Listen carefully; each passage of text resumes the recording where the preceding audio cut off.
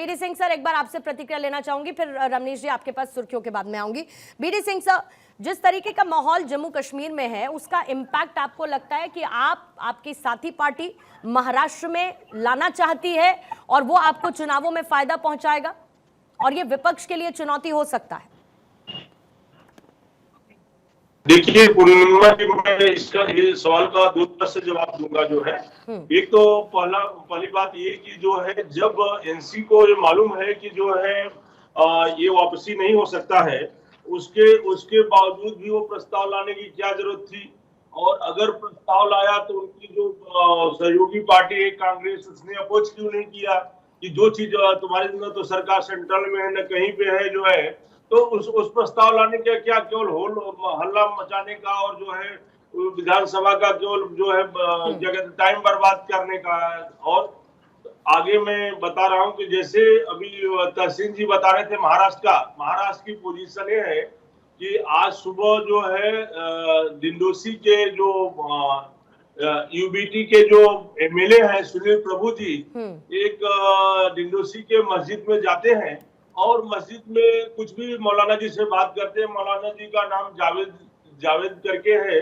जावेद जी बाहर आके उसको स्पीच देते हैं कि पहले वाली जैसे बाला साहब ठाकरे की ये शिवसेना अभी नहीं है, तो अभी ये शिवसेना चेंज हो गई है, ये शिवसेना मुसलमानों के साथ में है, मैं अभी इनके साथ में है। तो और इस चीज को जो है सुनील प्रभु ने एक्सेप्ट किया कि मैं मस्जिद में गया था, तो मौलाना जी ने भी जो है इसको एक्सेप्ट किया कि हाँ सुनील प्रभु जी आए थे। तो ये जो है केवल वोट की राजनीति हो रही है। यहाँ जो है माननीय शिंदे साहब का जो विकास की धारा बह रही है, जिसमें लाडली बहना, टोल फ्री, ये सारी चीजें जो है, तो ये केवल जो है केवल मुद्दे से भटकाने की बात चल रही है। ठीक है, और आइए वापस चर्चा की तरफ लौटते हैं। रमनीश वत्स जी आपके पास आती हूँ। दोनों ही इश्यूज को मैं कोलैप कर देती हूँ। एक तरफ महाराष्ट्र में 370 वाला दाव और दूसरी तरफ जम्मू कश्मीर विधानसभा में बेवजह का हो हल्ला। देखिए पूर्णिमा जी, मुझे लगता है कि ये राष्ट्र का मुद्दा है। धारा 370 मुझे नहीं लगता कि सिर्फ कश्मीर का ये मुद्दा है, क्योंकि कश्मीर का मुद्दा है तो राष्ट्र का मुद्दा है, क्योंकि राष्ट्र का हिस्सा ही तो कश्मीर का है। भले ही ये कांग्रेस ये एनसी की प्रवक्ता यहाँ पे अभी सामने नहीं है, लेकिन मेरा उनसे बहुत सारे सवालात थे। सबसे पहली बात है कि भारतीय संविधान की शपथ लेकर के उमर अब्दुल्ला जी सीएम बनते हैं, और सीएम जब ये संविधान की शपथ लेकर के बनते हैं तो मुझे नहीं लगता कि किसी भी तरह का कोई प्रस्ताव यदि धारा 370 की वापसी के लिए लेकर के आते हैं तो मुझे लगता है असंवैधानिक है। असंवैधानिक और नाजायज मैं इसलिए मानता हूं कि सबसे पहली बात है, यदि आपकी अलायंस कांग्रेस पार्टी आज सत्ता में होती देश में और उसके बाद ये यदि इस तरह की आप मांग करते तो मैं मानता कि चलो ठीक है, दोनों सदनों में फिर से ये वापसी करा सकते हैं। लेकिन आज जब आप हैं नहीं, जब कहते हैं ना एक कहावत है, थोथा चना बाजे घना वाली बात, तो आज ये एनसी के जो उमर अब्दुल्ला जी हों, चाहे पीडीपी के तरफ से हो, चाहे राशिद इंजीनियर जो आतंकी हुआ करता था उसके विधायक जो उसका भाई जो उसके तरफ से हो, और यासिन मलिक तो है नहीं, लेकिन यासिन मलिक आतंकी के साये में जितने सारे आज विधायक जो आज चुन करके आए हैं कश्मीर में, वो सारे के सारे लोग आवाज आज उठा रहे हैं। लेकिन बात है कि आप जो आवाज उठा रहे हैं, ये बात सच है। प्रधानमंत्री मोदी जी ने कहा कि 5 अगस्त 2019 में ही कब्र में ये दब गया था। धारा 370 कब्र में दब चुका है। आप सिर्फ धूप और बत्ती जला सकते हैं, लेकिन आप धारा 370 की वापसी करने का हिम्मत नहीं कर सकते, इतनी हिम्मत नहीं है आप में। अब फिर बात है कि आप क्या चाहते हैं? 75 सालों में जो चीजें नहीं हुई, क्या उसका जिम्मेदार कांग्रेस पार्टी नहीं है? कांग्रेस पार्टी ने आज तक धारा 370 को हटाने की हिमाकत नहीं की। क्यों नहीं की? कि सबसे पहले बीज ही तो उसने बोया। इसका मतलब है कि आप आदिवासी, जो आज पिछड़ा वर्ग है, जो वंचित है, जो दलित है, उसके हक को फिर से आप छीनना चाहते हैं। आप संविधान की बात करते हैं, लोकतंत्र की बात करते हैं, तो क्या संविधान हक दिलाता है ना उनको, आप उसके हक को छीनना चाहते हैं? इसका मतलब आज जो बकरबग्गा है, गुज्जर है, वो समाज जो है आज जिसको हक मिला है, आज पहली बार हक मिला है। धारा 370 के हटने के बाद पहली बार जो हक मिला है, आप उसको छीनना चाहते हैं। इसका मतलब लेकिन छीनना चाहते हैं, मैं कहना चाहता हूं तो हमारा संविधान हमसे छीन लिया गया, ये कह रहे हैं उमर अब्दुल्ला। तहसीन अपना जवाब दीजिएगा, फिर रोहन जी आपके पास आती हूँ काउंटर के लिए। द्विवेदी साहब फिर आपके पास भी। तहसीन। इस वक्त दिल्ली के अंदर, हमारे कैपिटल के अंदर, सोनम वांगचुक जी प्रोटेस्ट कर रहे हैं। वो क्या डिमांड कर रहे हैं? लद्दाख के अंदर स्पेशल स्टेटस, वो यही डिमांड कर रहे हैं। वो कह रहे हैं कि स्पेशल स्टेटस 6 शेड्यूल के नीचे क्या है कि कोई भी बाहर का व्यक्ति, भारतीय लेकिन बाहर का व्यक्ति जो लद्दाख के बाहर है, वो लद्दाख में जमीन नहीं खरीद सकता, वो लद्दाख में वोट नहीं कर सकता, वगैरह वगैरह। ये 6 स्टेटस है। आर्टिकल 371 में 370 दफन हो गया। मैं बहुत खुश हूँ, मैं बहुत ज्यादा खुश हूँ ये दफन हो गया। लेकिन ये सारे शो में पूर्णिमा जी मुझे ये लग रहा है हम क्या जम्मू एंड कश्मीर के चुनाव को डिस्कस करें? जम्मू एंड कश्मीर का चुनाव हो गया, इंडिया अलायंस की सरकार बन गई, वहां पे उनकी हुकूमत आ गई। अब महाराष्ट्र का चुनाव है, लेकिन ये जबरदस्ती डिबेट किया जा रहा है ताकि महाराष्ट्र के मुद्दों पर बातें हो। आपके पूरे चुनाव में मैंने एक महाराष्ट्र की बात नहीं सुनी। जितने भी महाराष्ट्र के मुद्दे, किसानों के मुद्दे, इन्वेस्टमेंट के मुद्दे, नई फैक्ट्री के मुद्दे, मैंने उठाए। रोहन भाई ने एक बात की कि 50,000-60,000 करोड़ का इन्वेस्टमेंट कश्मीर के अंदर आया। मैं उनका स्वागत करता हूं, इस्तकबाल करता हूं, अच्छी बात है। मुझे रोहन भाई आपके शो पे बता दें, एक फैक्ट्री कश्मीर में खुली है, एक। मैं 4 फैक्ट्री 5 फैक्ट्री, एक नई फैक्ट्री खुली, एक भी नहीं खुली। 60,000 करोड़ के इन्वेस्टमेंट कहा गया। वो सत्यपाल जी कह रहे थे ना, कौन सा क्या चल रहा था, कौन सा इंश्योरेंस वाला, वहां पर गया 60,000 करोड़। मैं नहीं जाता, पैसा आया, हमारे भारतीयों के लिए आया, वो अच्छी बात है। तीसरी बात मैं कर रहा हूं, मैं दोबारा से बात करना चाहता हूं। कोई एक असेंबली में रेजोल्यूशन लाए, किसी आतंकवादी की पत्नी किसी को पत्र लिखे, इसका महाराष्ट्र के चुनाव से क्या लेना देना?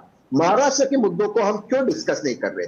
टेस्ला, मैं आपकी बात में समाप्त करता हूं। टेस्ला पिछले 6 से 8 महीनों में डिस्कस कर रहा है कि वो महाराष्ट्र में आना चाहता है। उन्होंने एक फैक्ट्री भी पुणे में खोल दी। मैं पुणे से हूं, मेरा सर नहीं पुणे वाला। मेरे दोस्त की बिल्डिंग में उन्होंने ऑफिस खोला है। टेस्ला क्यों अब तक नहीं आया? उनकी प्रोविजंस क्यों नहीं है? अब आप देखिए इस चीज को, महाराष्ट्र में जितने भी बड़े प्रोजेक्ट्स आ रहे हैं दूसरे सूबे में जा रहे, क्यों प्रोजेक्ट बाहर जा रहे? सेमीकंडक्टर का पहला प्रोजेक्ट महाराष्ट्र में लगने वाला था, ये आप लोगों ने कवर किया। वो प्रोजेक्ट क्यों नहीं लगा? जिस सूबे में गया वहां से वो सूबा निकल गया, क्योंकि वहां पे वो कंड्यूसिव एटमोस्फेयर भी नहीं था।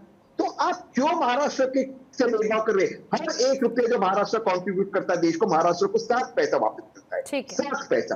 हम 1 रुपया देते हैं, हमें 7 पैसा मिलता है। इन मुद्दों पर बात नहीं करनी है तो बात कौन से मुद्दों पर करें? कश्मीर में 370, यासीन मलिक की पत्नी, ये कोई मुद्दे है? यासीन मलिक की पत्नी पत्र लिखती है तो राहुल जी को नहीं मिलता है, तो बीजेपी के पास पहुंच जाता है। ये कैसा रिलेशनशिप है? ठीक है, रोहन गुप्ता जी जवाब दीजिएगा। 2 चीजें उन्होंने बात की।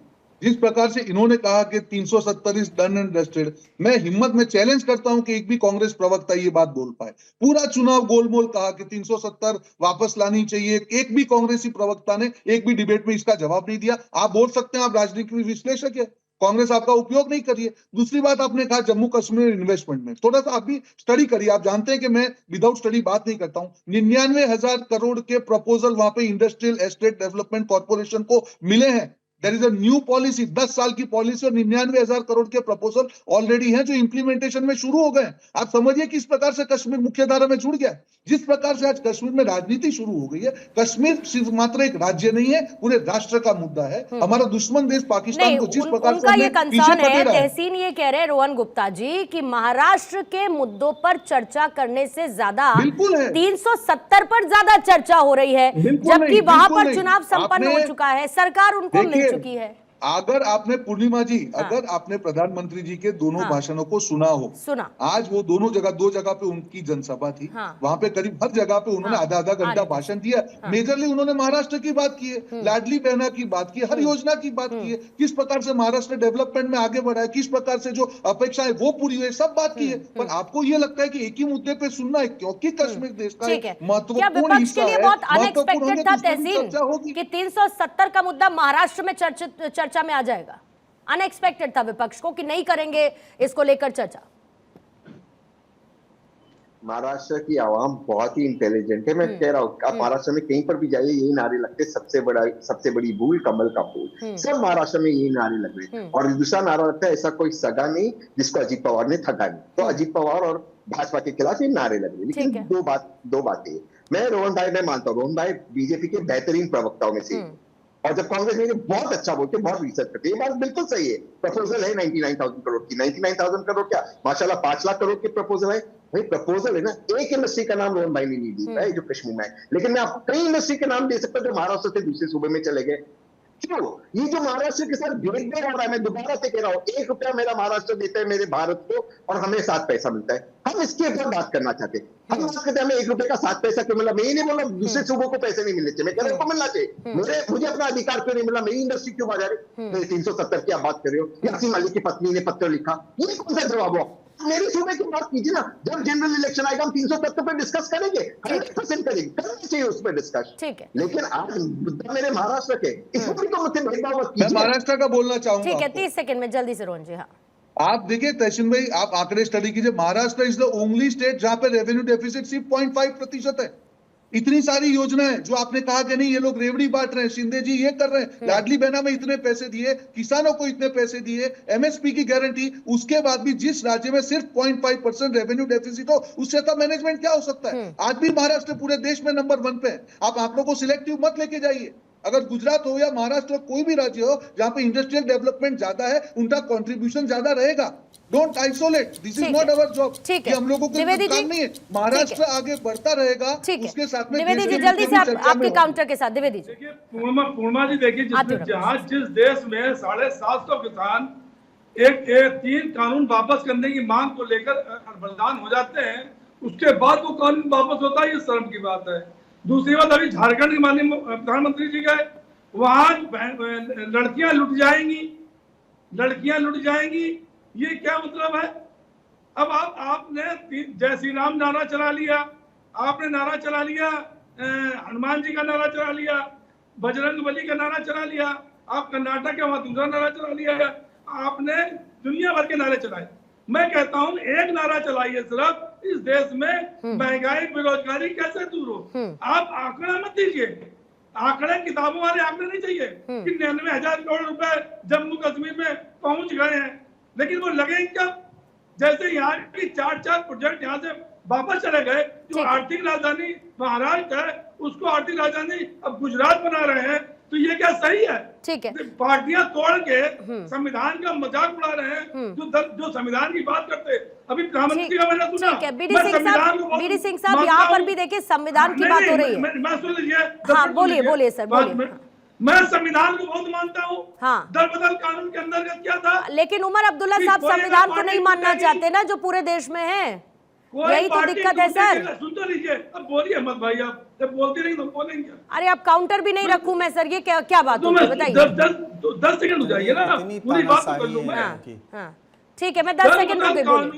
दल बदल कानून को ताक पे रखकर पार्टियां तोड़े सरकारें बना दी, यही बात 2014 और 2019 में।